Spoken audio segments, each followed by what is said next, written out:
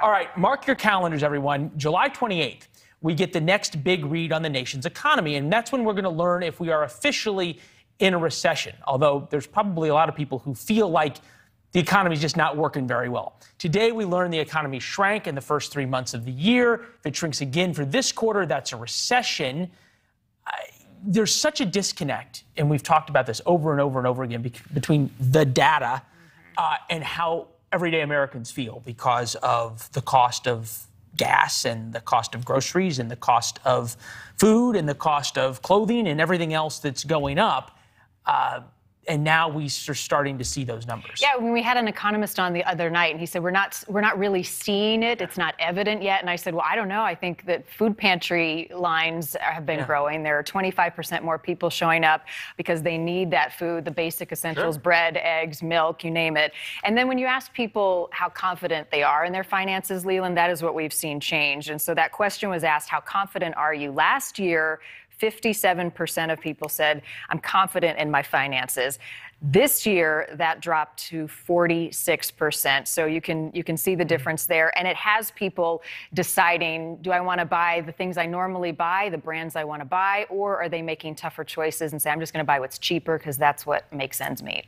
Yeah, no, for sure. Peter Schiff, now he is the chief economist and global strategist for Euro-Pacific Capital. Peter, pick up where Marty left off. People seem to be already making those decisions, and that's what we found from Amazon today. Yeah, well, I think we also got some news from the government that in the first quarter, GDP contracted by 1.4%. So I think this will end up being the first quarter of this recession. But this is going to be a very deep recession. It's going to last for a long time. It could be the worst recession anyone has experienced. And what's going to make it particularly problematic is going to be inflation. Inflation is high and it's going higher. So you're going to have the combination of a very weak economy in recession and high inflation getting worse. And inflation is going to complicate the severity of the recession and make it that much more difficult for average Americans to endure it. Other than that, Mrs. Lincoln, how was the play? Janet Yellen, more shocks likely coming to the economy and to challenge the economy. What are the other storm clouds? Well, Janet Yellen has a very poor understanding of the economy. She had a poor understanding as Fed chairman, and before that, she had a poor understanding when she was a member of the FOMC. I mean, she was clueless about the financial crisis that was looming right around the horizon. And of course, she was jumping on the bandwagon more recently of inflation being transitory when it clearly was not. So she doesn't really know very much about the economy. She's just there to talk up the economy, no matter what, no matter how bad it looks. She's going to put positive spin on it, but it's a disaster. Yesterday, we got the worst trade deficit in U.S. history in goods. It's horrific. Peter, the economy is a disaster.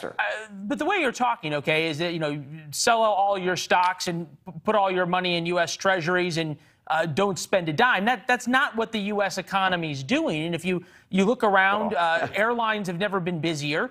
It's tough to get hotel rooms, and everything for the summer is booked up. The American consumer still feels like things at least have the potential to be okay. Well, first of all, don't put words in my mouth. I'm not encouraging anyone to buy U.S. Treasuries. I'm just saying based on how you're talking. No, well, that's gold, wrong. I guess. I don't know. Treasuries are about the worst place you could put your money because inflation is going to destroy their purchasing power.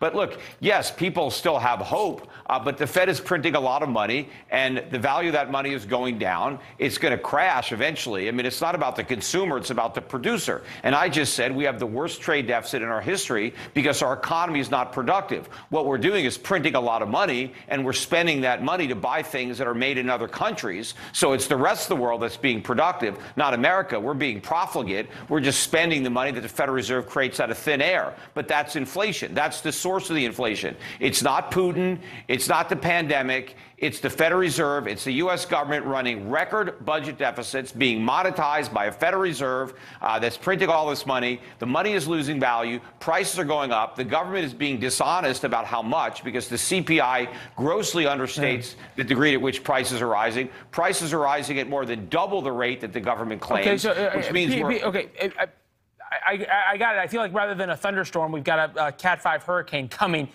Peter, we appreciate it. Thank you very much. My pleasure. All right. Good to see you.